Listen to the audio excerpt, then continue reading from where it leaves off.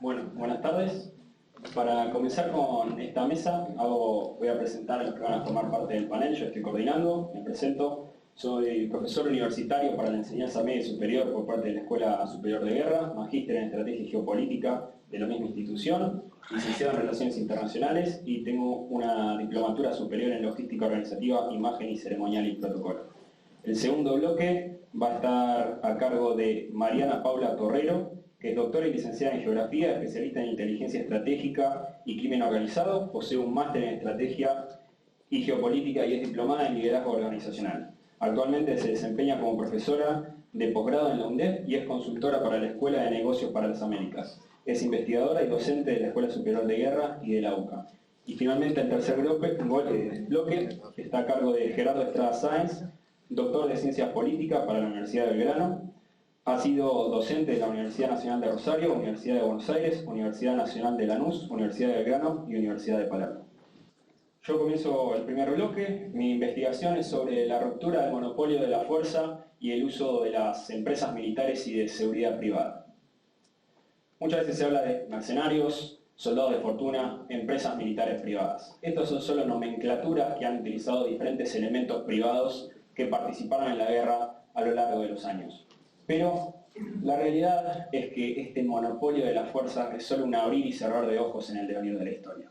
Podemos recordar en los egipcios en Kadesh, los 10.000 de Ciro el Joven, donde participó Jenofonte, el ejército de Aníbal Barca durante la Segunda Guerra Púnica, ya pasando a la Edad Media, mercenarios especializados como ballesteros genoveses, piqueros suizos. No podemos dejar de mencionar a lo que fue la Compañía de las Indias Orientales. Si bien una compañía comercial, ha tenido un gran poderío naval y terrestre. Luego, con la Paz de Westfalia, surge la idea de este monopolio de la violencia por parte del Estado. Se van a ir reduciendo la cantidad de elementos privados, pero va a ser un proceso que va a tardar en afianzarse.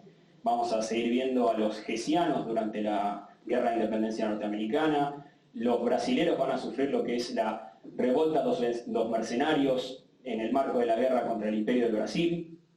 Después sí va a haber un quiebre, va a haber un cambio, va a comenzar lo que es un periodo de voluntariado en la forma de hacer la guerra, tanto Primera, Segunda Guerra Mundial, y ya en los procesos de descolonización de África vamos a ver cómo aparecen nuevos mercenarios independientes que se van a ir agrupando y dando orígenes a las primeras empresas militares privadas. La primera empresa militar privada va a ser Watchguard International, creada por un ex SAS, Sir David Stirling, en 1965.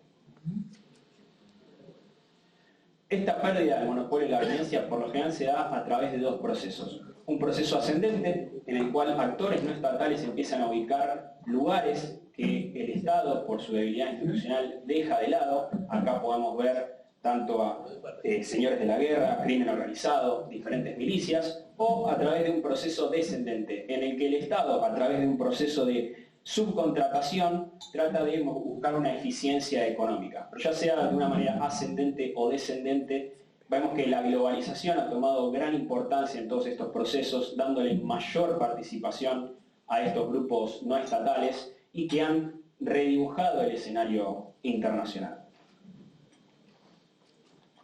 ¿Pero qué son estas empresas militares privadas? Muchas veces se las compara con los clásicos mercenarios, porque ambos ofrecen servicios militares por un pago, pero tienen muchas diferencias.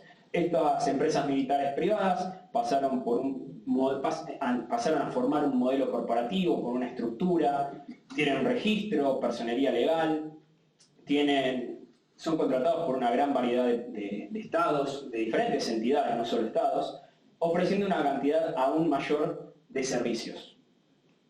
En algunos casos tienen algunos códigos de conducta que ya vamos a ir tocando más adelante. Utilizan el sistema financiero para los pagos y también la forma en la que se estructuran les permite tal vez participar en varios escenarios simultáneamente, a diferencia de los clásicos mercenarios que por ahí asemejamos al periodo de descolonización de África. A su vez, tenemos que diferenciar que no todas las empresas, desde el surgimiento hasta la actualidad, no todas las empresas militares privadas fueron iguales, se pueden marcar diferentes momentos de estas empresas. Durante La Guerra Fría, sí, estas empresas podían ser más semejantes al uso de los mercenarios, eran las primeras organizaciones que surgían de estas agrupaciones de los mercenarios clásicos. Ya con el fin del bloque, la guerra entre bloques, ahí ya empiezan a pasar por un proceso de estructuración hasta que con el 11 de septiembre, ahí empiezan ya en un proceso de mayor crecimiento y auge en el uso de estas empresas. Pero la gran cantidad de servicios que ellos proponen, ofrecen, es necesario clasificarlas. Una de las clasificaciones más aceptadas es la clasificación de Peter Singer, que realiza una clasificación de punta de lanza, haciendo una vinculación entre los servicios, la cercanía con el frente y la letalidad de estas empresas.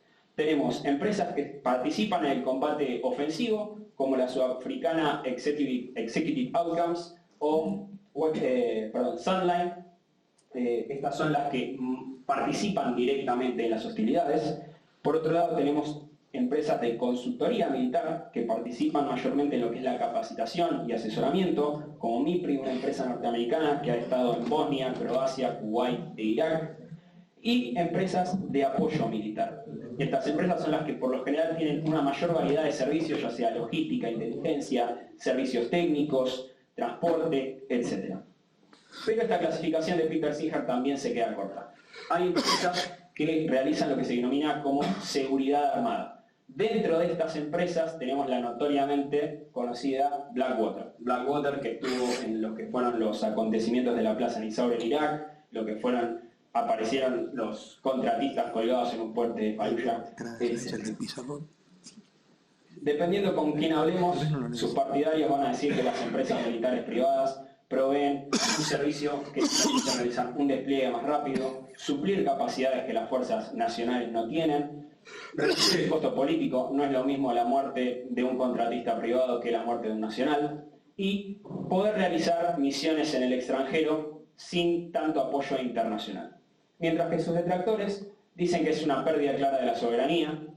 Por otro lado, que tienen una motivación puramente empresarial, o sea, conseguir el pago, el dinero, muy relacionado a los viejos mercenarios, y la falta de control. Y por otro lado hay ciertas variables que, dependiendo, si hablamos con los que las prefieren o quienes están en contra, van a tomar esas características como algo a favor o como una ventaja o una desventaja. Entre ellos son la capacidad de coordinación entre las fuerzas estatales y estas empresas militares, la rentabilidad en el uso de estas empresas, la eficiencia en las operaciones que ellos realizan y la transparencia. Para algunos la transparencia es algo más importante y otra cosa que prefieren dejar de lado. Los empleados, la gente, los contratistas de estas empresas. Las empresas trabajan con una forma de contratación flexible, muy típico a agencias de empleo con bolsas de trabajo. Atraen a exmilitares, muchas veces miembros de fuerzas especiales, atraídos por un sueldo muy importante.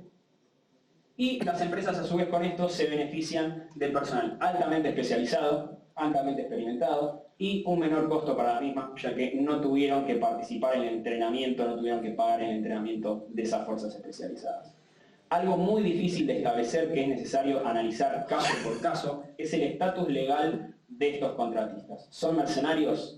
¿Son combatientes? ¿Son civiles? Bueno, hay que analizar caso por caso. En el caso de ser considerados mercenarios es lo más difícil de todo, ya que tanto en lo que es empresas militares privadas como en lo que es mercenario no hay una definición clara y aceptada de lo que es mercenario.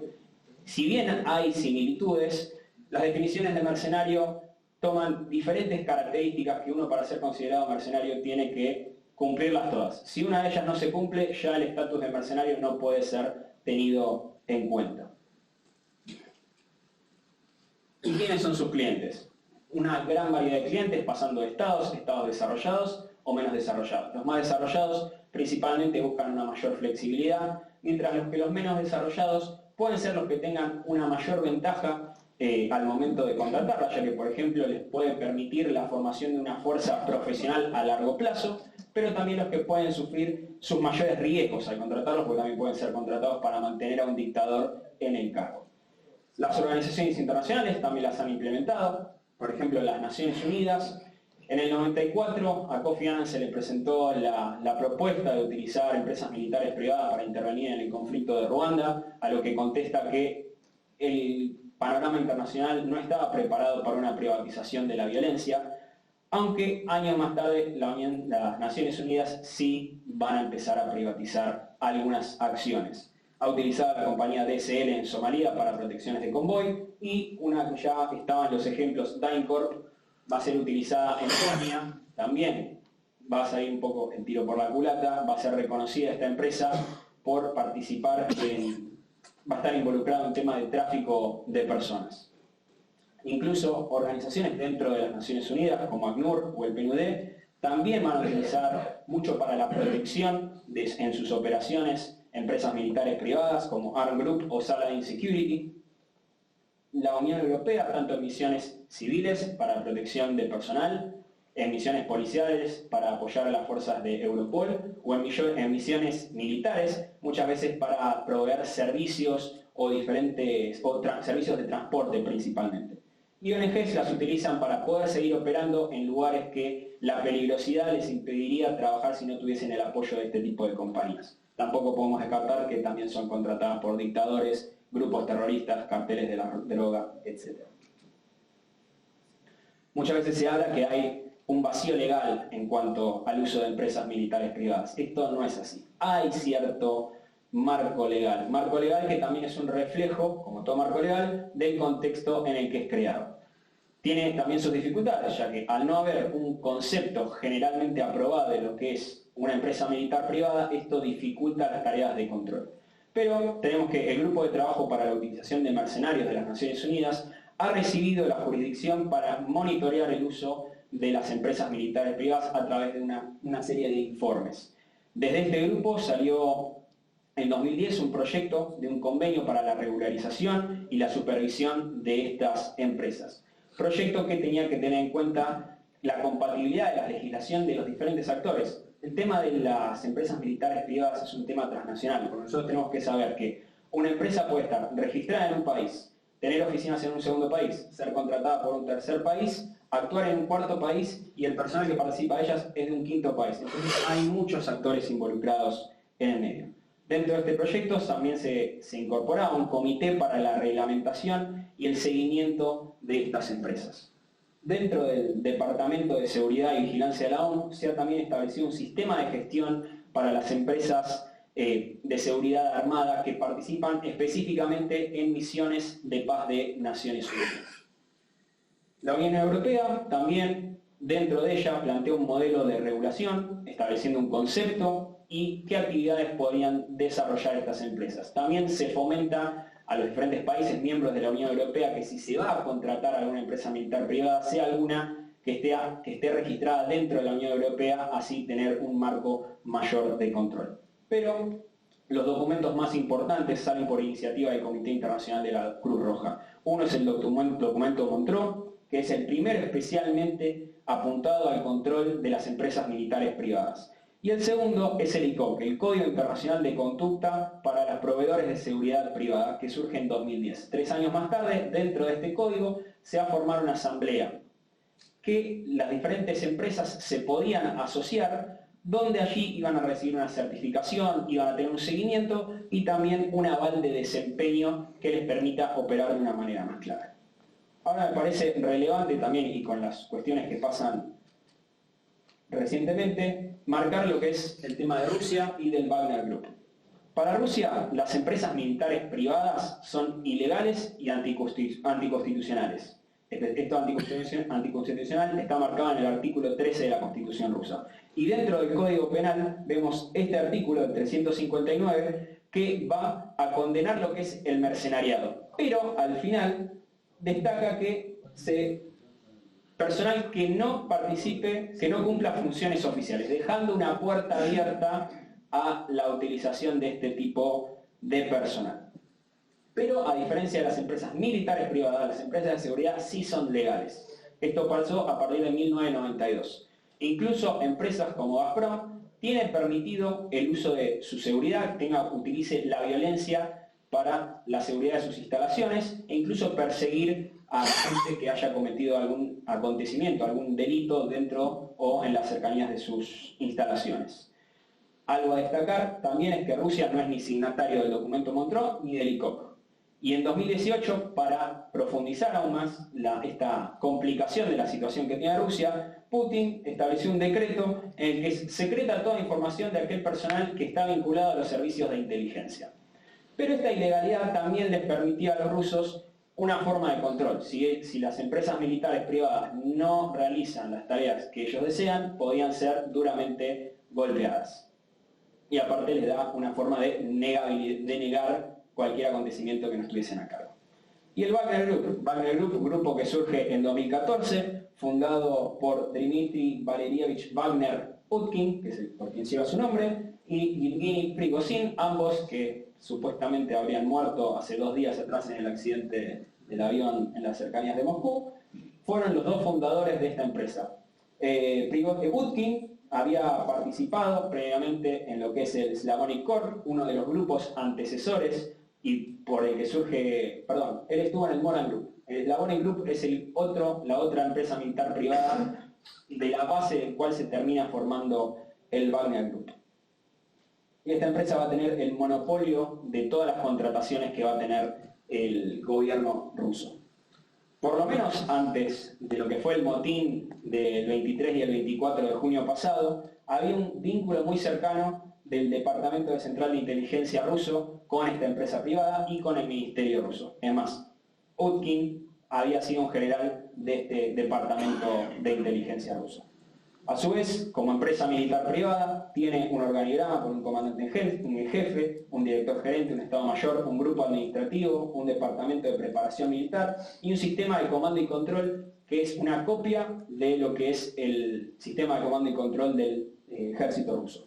Y acá vemos en la foto esta vinculación también, la base del Wagner Group estaba próxima a lo que es la 10ª Brigada del Spetsnaz en Molinko. Ha participado la empresa en operaciones en Ucrania, en lo que fue la anexión de Crimea, en lo que fue el conflicto en la región de Lugansk y en lo que conoce nombrado por Rusia como la Operación Militar Especial. Por otro lado, en Siria, para evitar el derrocamiento de Assad, participó en lo que fue la liberación de Alepo, de Palmira, y también intentó una toma a una planta de gas donde se había visto enfrentada con un grupo de fuerzas especiales norteamericanos. Los rusos negaron completamente que Wagner Group habría participado en ese intercambio de fuego. En Libia, en 2015, en apoyo al Ejército Nacional Libio. Por otro lado, en Sudán, en apoyo a Omar al-Bashir, en la República Centroafricana, en Madagascar, en Mozambique, y se piensa que también estuvo en Venezuela cuando la situación se complicó realizando tareas de vigilancia y ciberseguridad. Como conclusión, podemos decir que la privatización de la violencia no es una novedad histórica. Hemos visto que la utilización de elementos privados es una constante a lo largo de la historia, que los elementos privados se van a adecuar al contexto que actúan. Vimos cómo fueron evolucionando los primeros mercenarios, evolucionaron después a las primeras compañías libres, recordemos también a los condottieri con la Condota, y en el caso de las empresas militares privadas, se han adaptado al sistema moderno, se han adaptado al sistema económico y también van a seguir adaptándose a lo que es el contexto internacional. Un claro ejemplo es ese Executive Outcomes, esta sudafricana fundada por Ivan Barlow en la década 90, que participó en Angola, en Sierra Leona, fue duramente perseguida luego por el gobierno sudafricano. Cerró y hace 2 años volvió a entrar en operaciones. No se debe tomar la utilización de empresas militares privadas como el fin de un paradigma que tiene al Estado como centro, sino que una evolución del mismo que está relacionado al contexto cambiante de las relaciones internacionales. Pero lo claro es que el uso de las empresas militares privadas es un fenómeno transnacional de carácter global